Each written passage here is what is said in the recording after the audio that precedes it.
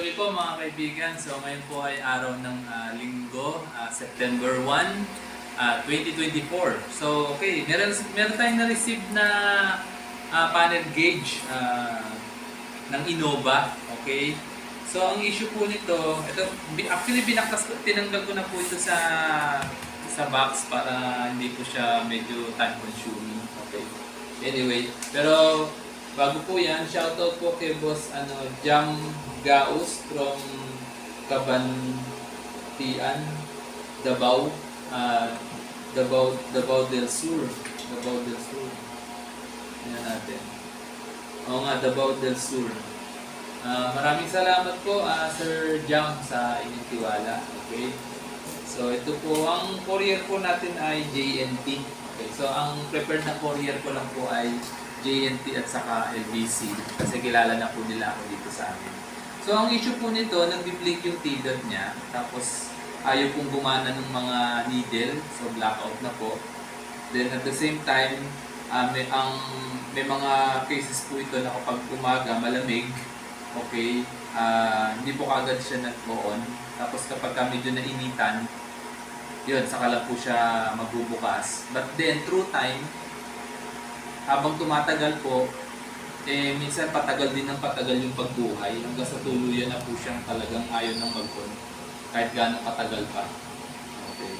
Anyway, sige po. Umpisa na po natin to, no? So, check lang po natin.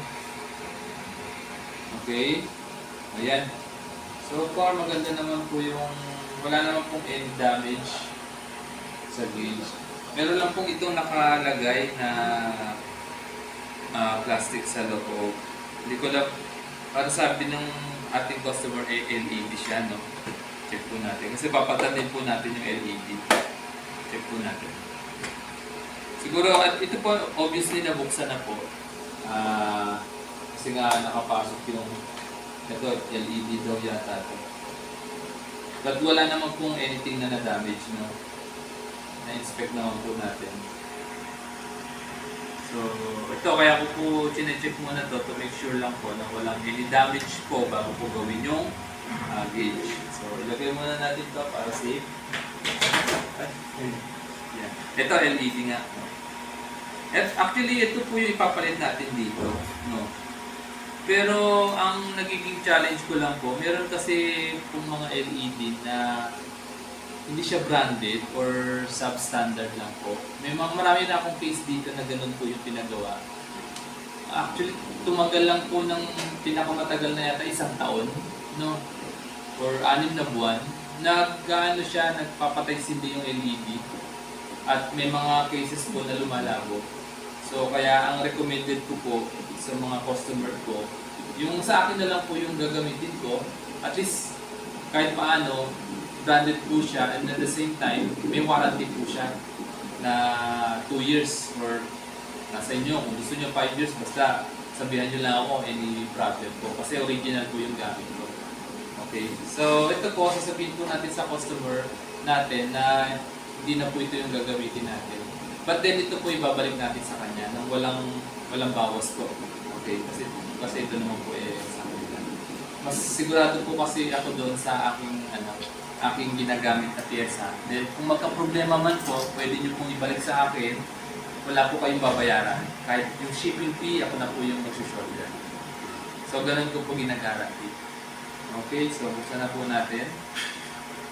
Para ma-check lang po natin kung may history ng nirepair or kung ano man po ang ginawa sa loob, sana po. Kasi may mga cases po ako na hindi alam ng customer na meron na palang ginawa din sa loob.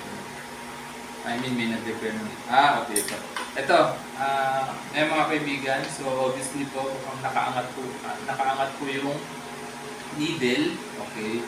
So indication po ito na talagang binaklas na po siya. Okay. So, sana wala naman pong ginalaw sa loob. Doon titignan po natin. Hindi kasi nakalapat yung needle. Ito, hindi rin tapat siya. Naka-offset. Ayan. Tingnan natin. Okay. So, ito po nga pala ay dumating nung Sabado ng hapon.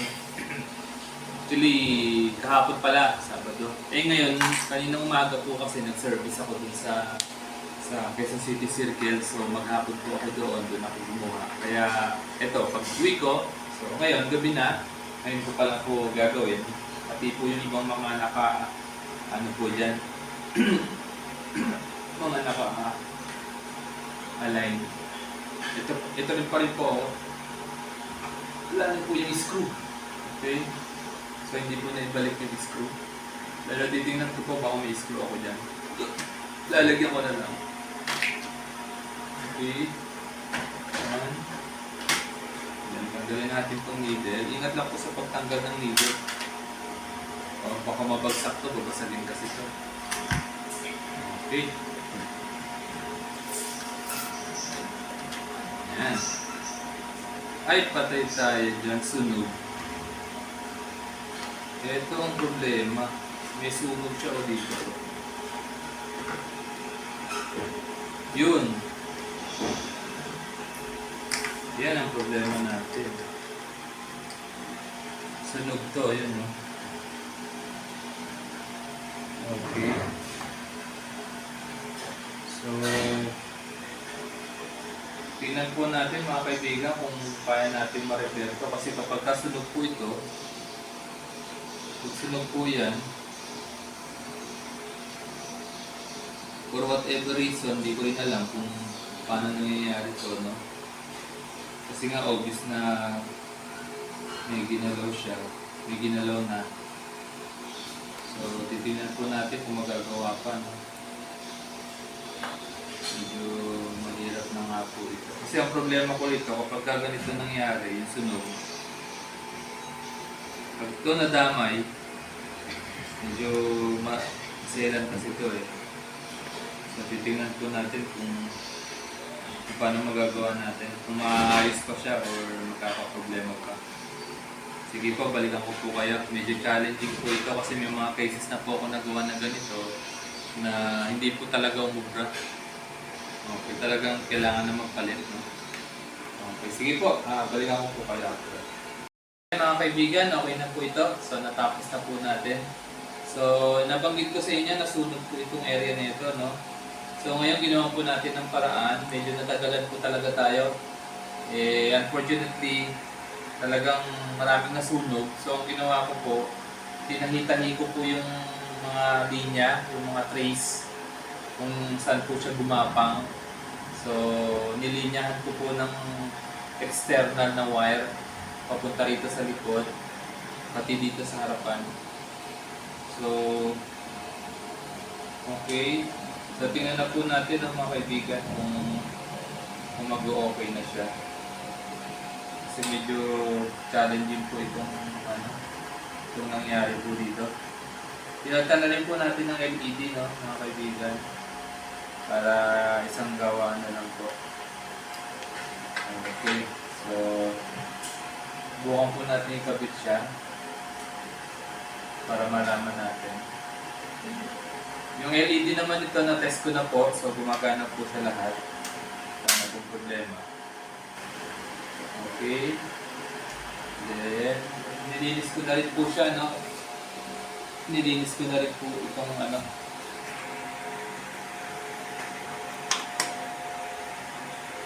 yung pangunas. Okay. So, ayan. Kabit po muna natin.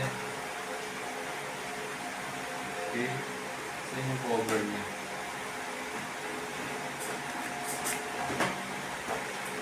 Okay. Ito.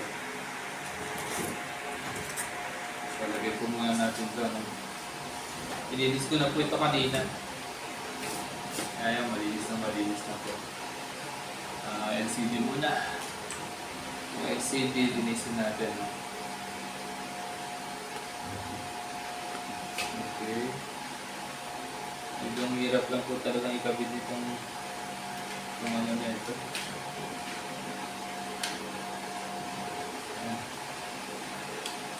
Okay na. Ayan. Tapos, kabit natin itong needle. Okay.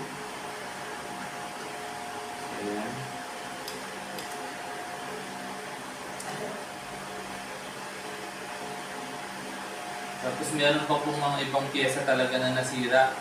Kaya pinagtan ko na rin po yung iba, nadamay dahil nasunog. Okay. So, yan.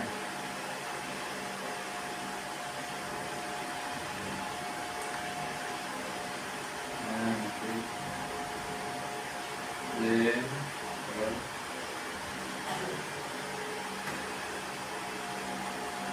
check lang natin sa zero to. Ano? Tapos ikot nyo lang, check mo lang baka may mga sumasayad.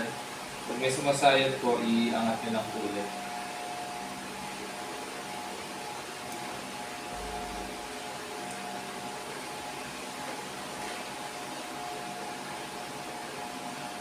Okay.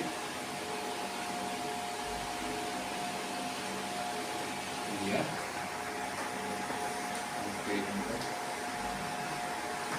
So, lagyan na natin itong cover. So, ito linisin muna natin ito ng acrylic cleaner para makintab. Pero bago yan, kapit muna natin ito. Ayan. Then ito, linisin natin ito.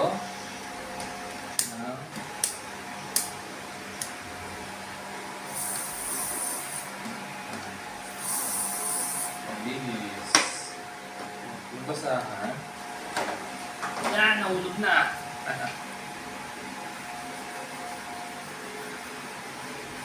Yan, pintab.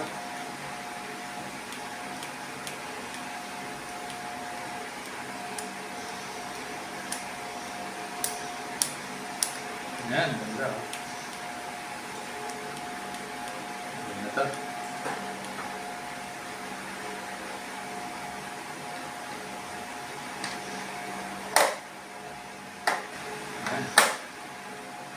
Okay, so yan. Gusto muna natin pala. Okay.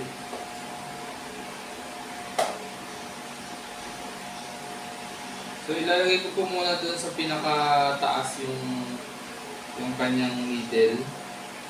Okay. Ito po mga needle na ito, ilalagay ko po muna doon sa taas.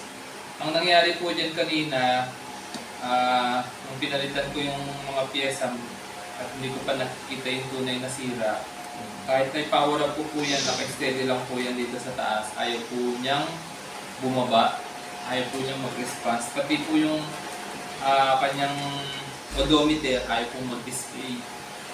So, ganun po nangyari sa kanya. So, ngayon po, nung pinahitahin na natin yung circuit, yung trace, pati yung mga meron pang mga piyesang itong nadamay, pinagtanan natin. So, yan, tingnan na po natin. No? Okay. So, supplyan ko lang po, no? So, dapat ang response niya, yung needle na yan, dapat mag-calibrate po yan dito sa 0. Okay? Para malaman po natin. Tapos yung ilaw po niya, nakaseparate po kasi yung kanyang supply ng ilaw. So, doon po manggagaling sa makina. So, kaya yung ilaw po, manual ko na lang kung sinukatan isa-isa. Okay. Ayan. Okay. 1. Dapat mag-response yung mga needle niya, no, pagka-good na yan. 1, 2, 3. Yun, no, bumaba na yung mga needle. Okay na siya. Tapos yun, may display na rin yung odometer niya. Ang odometer niya ay 229,337.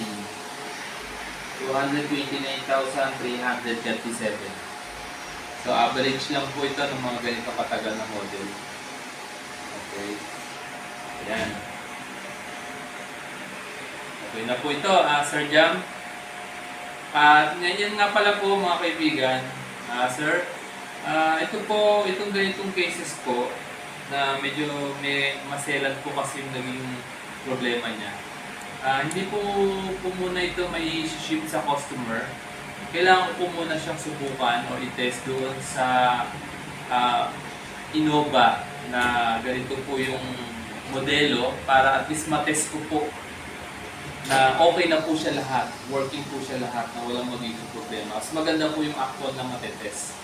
Okay, so a-advise ko na lang po yung ating customer kung kailan po mapapaship to, but definitely hindi po kakayanin to by tomorrow or next day hanggat hindi po pa po ito natetest or wala pa pong nakakapaggawa sa akin. Pero actually this week maybe meron po sigurado. So yun po. Okay, salamat po.